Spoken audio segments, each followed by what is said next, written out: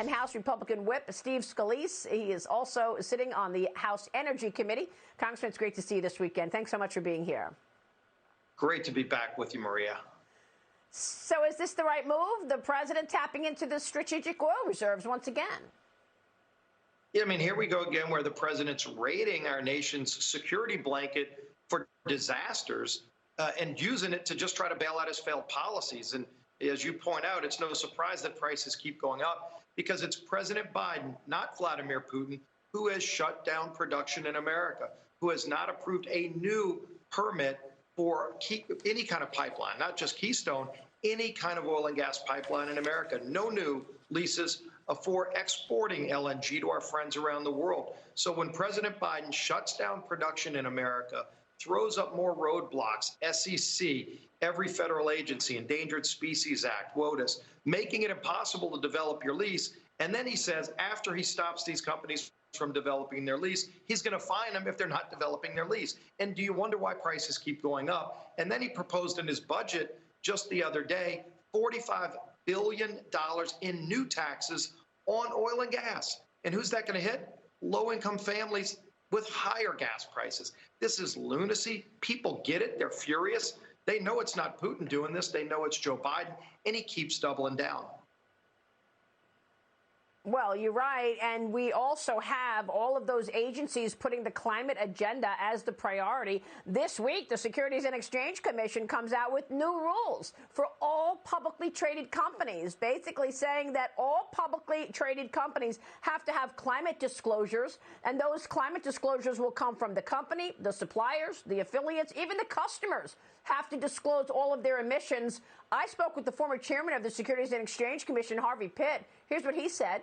For the SEC to require affirmative disclosures about carbon emissions and apply a one-size-fits-all to all companies about that, I think is going to sorely test the ability of the SEC to gain credibility for rules that are clearly and undoubtedly within its authority.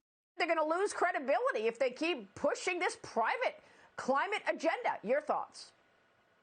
Yeah, not only will they lose credibility, this is going to add billions of dollars of cost to families. Does he not realize that inflation is probably the biggest problem in the country? It's crushing middle and lower income class families, and he's adding to it with all these radical rules. Look, he tried to pass the Green New Deal through a Democrat House and Senate and couldn't even get the votes because even as radical as Speaker Pelosi is with AOC, they couldn't get the votes to pass the Green New Deal. Now they're trying to get these federal agencies to impose it, backdoor through regulations, which will add billions of dollars of increased costs to families on everything you buy, not just gasoline, food at the grocery store. Do they not think it's expensive enough? They're not living in the real world, Maria, but I tell you, they're going to get a rude awakening in November because voters are furious. They know who's doing it. It's Joe Biden, and we're going to have a change of direction. Well, they don't believe it's Putin. We have a timeline of inflation, and it clearly moves on the president signing into law the COVID relief package, the infrastructure package, and the moves to push the Build Back Better agenda forward. But another big story that you are working on is the CDC under fire for giving the teachers union a role in creating the guidance that kept schools closed during the pandemic. The CDC says teaming up with the union was routine, Congressman. You conducted an investigation and a hearing with CDC Director Walensky this week. What did you find? Well, one of the things we found is that not only is it not unprecedented, it almost never happens. One of the CDC witnesses that we interviewed actually said when we were interviewing him that it almost never happens. And even if it does, maybe they might give you a heads up a few hours before the report came out.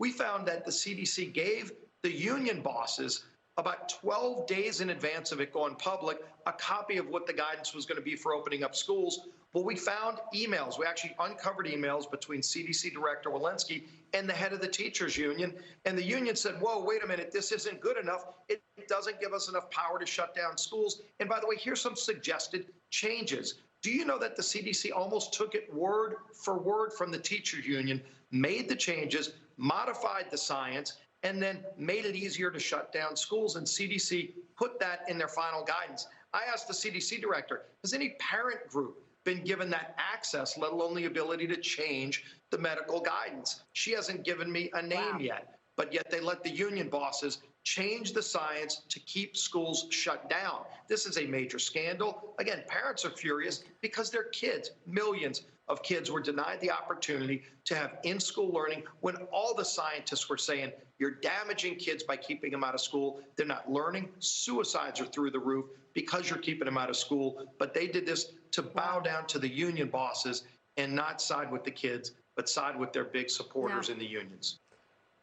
Well, parents were furious, and then they went after parents. They wanted to arrest anybody who got upset. Yep. Congressman, we're going to be watching this story. It's an important one, and our viewers want to know more. Thank you so much for your leadership on it. Always great to be with you. Scalise Thanks, joining us.